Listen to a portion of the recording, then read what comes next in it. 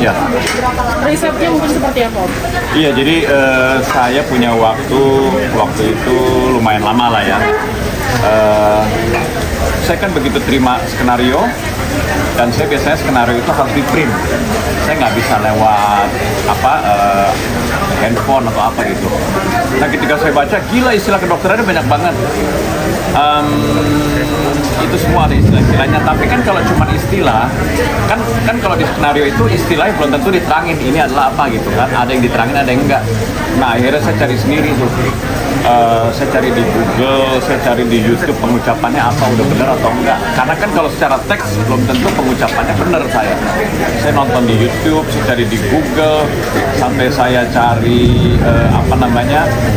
dokter-dokter yang membahas misalnya kayak alat pacu jantung atau apa gitu, saya cek semua gitu supaya tidak terjadi kesalahan gitu. Saya nggak mau nanti pada saat di lapangan ketika syuting saya baru memperbaiki istilah itu, karena kan kita misalnya udah hafal gitu, tiba-tiba saya memperbaiki istilah, itu akan mempengaruhi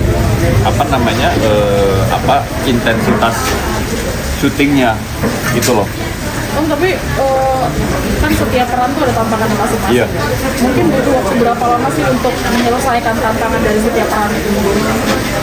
Mempersiapkannya atau setelah selesai udah dilupain gitu? Iya, kalau menuju acting itu sendiri mungkin butuh waktu Iya, berapa? kalau persiapan mungkin ketika saya biasanya begini, ketika saya menerima sebuah karakter itu udah langsung saya bayangin tuh, oh ya ini karakternya ini. Saya biasanya selalu minta, tolong dong kasih saya detail karakternya seperti apa, penampilannya seperti apa gitu. Itu yang paling penting. Kemudian itu saya mulai tiap hari itu saya ngebayangin tuh, oh kalau jadi dokter tuh harus kayak gini. Kalau dokter bedah berarti dia harus menguasai banget gitu ya. Dan kebetulan saya beruntung, saya punya beberapa teman dokter bedah dan juga dokter-dokter penyakit dalam. Jadi saya banyak ngobrol sama mereka. Terus saya juga nontonin tuh dokter di interview segala macam gitu. Nah, itu proses menuju ke syutingnya. Tapi kalau misalnya begitu selesai syuting, kapan saya mulai bisa hilang dari karakter itu? Biasanya butuh waktu kira-kira 3 mingguan lah gitu. 3 mingguan, sebulan gitu. Tapi kalau karakternya kuat tuh bisa sebulanan gitu. Tapi kan kadang-kadang kita harus cepat adjust ya. Karena kita selesai satu produksi, kadang-kadang kita langsung udah ditunggu sama produksi lain. Nah, itu yang challenging banget tuh itu. Tapi sepengalaman berkarir, apakah jadi dokter ini termasuk yang paling sulit atau pernah ada pengalaman lain yang lebih sulit? Buat saya setiap karakter itu pasti sulit. Kalau kita cuma baca atau cuma dikasih tahu nih karakter kamu jadi ini, kita merasa oh ya bisa nih. Tapi begitu kita terima skrip, kemudian ketika diterangin si karakter ini begini-begini, konfliknya seperti ini, kesulitan itu pasti mulai muncul. Oh ternyata ini sulit, nggak cuma begini aja gitu. Nah jadi itulah yang kadang-kadang saya udah nggak pernah misalnya, oh ini gampang nih, nggak pernah. Saya selalu menganggap bahwa setiap karakter itu sulit dan ada tantangannya.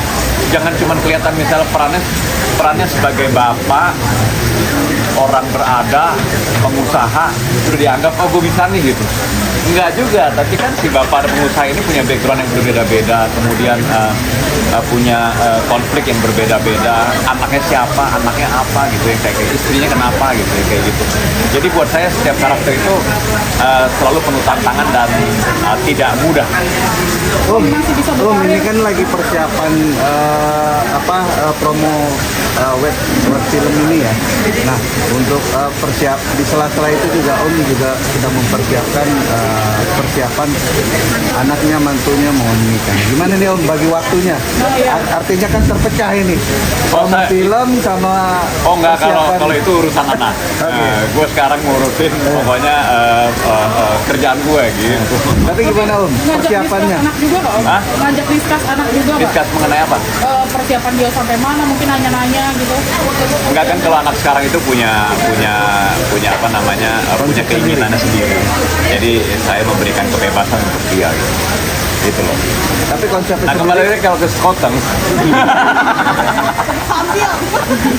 Sambilan Om tadi udah. Malam-malam enak diminumnya gitu ya. Apalagi yang jualan kayak gelap-gelap gitu. Om bisa mempertahankan karir sampai saat ini. Mungkin ada tipsnya nggak sih? Nomor satu, kalau kita dapat kerjaan, kita lakukan dengan maksimal. kedua saya menjadi orang yang disiplin gitu. Jadi saya nggak pernah ada masalah misalnya di lapangan, di set, di lokasi syuting, nggak pernah ada hal-hal yang saya timbulkan yang bikin sesuatu kayak ngerepotin orang banyak, nggak pernah gitu. Itu yang selalu saya tanamkan. Kerja keras itu aja. Ketika harus adu acting sama yang beda generasi gimana? Kan saya orangnya cair ya, jadi saya merasa kayak kalau sama siapapun saya asik aja gitu. Kayak misalnya sama 4 kuas ganteng ini nih, saya asik aja. Justru kita satu ruangan, kita bercanda, kita barengan pesan makan apa gitu pada saat buka dan lain-lain, enak. Tapi ada perbedaannya nggak sih ketika zaman Om dulu acting dengan generasi yang sekarang? Jadi kalau generasi sekarang sifatnya lebih ini ya, lebih asik ya kalau generasi sekarang ya. Sifatnya lebih kalau sama orang tua tuh udah langsung kayaknya bisa cair gitu. Tapi kalau generasi dulu itu lebih kayak mereka lebih kayak sangat hormat gitu. Maksudnya kayaknya kita susah untuk ngobrol gitu karena kayak ada gap gitu. Tapi kalau sekarang tuh kayak nggak ada gap. Apalagi gue punya anak muda yang umurannya sekuas-kuas ini nih. Jadi asik aja. Kayak teman-teman Brandon semua jadi teman gue gitu. Apa?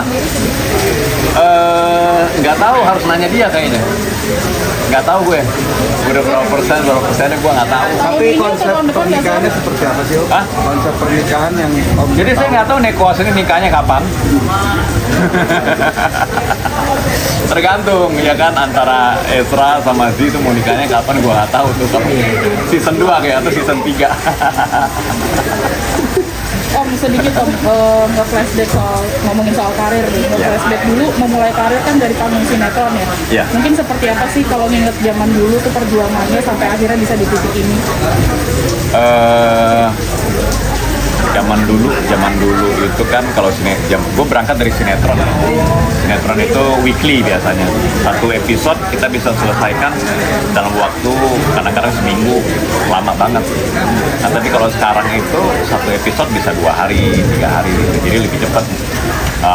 Movementnya lebih cepat, kemudian juga kamera semua lebih canggih gitu, lebih orangnya juga lebih tahu lah, lebih bisa mengukur ketepatan waktu dan kecepatan gitu. Kalau dulu memang ya karena memang kondisinya seperti itu, nggak disalahin juga, memang karena pada zaman itu ya fasilitasnya seperti itu. Dari tahun berapa Om mungkin yang dikaitnya? Saya karir saya dari tahun 96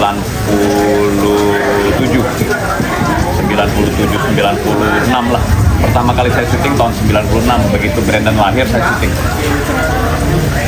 Judulnya Kembang Setama. Pernah ada penolakan nggak sih Om? Maksudnya ketika casting atau apa gitu? Oh, kalau casting ya pasti ada lah, ada yang dapat ada yang enggak gitu. Karena kan kadang-kadang kalau kita nggak dapat bukan berarti kita gimana, tapi memang karakternya nggak cocok gitu. Masih inget nggak Om dulu bayaran pertama kali berapa? Waduh, berapa ya? Kayak berapa sih? 300.000 apa 500.000?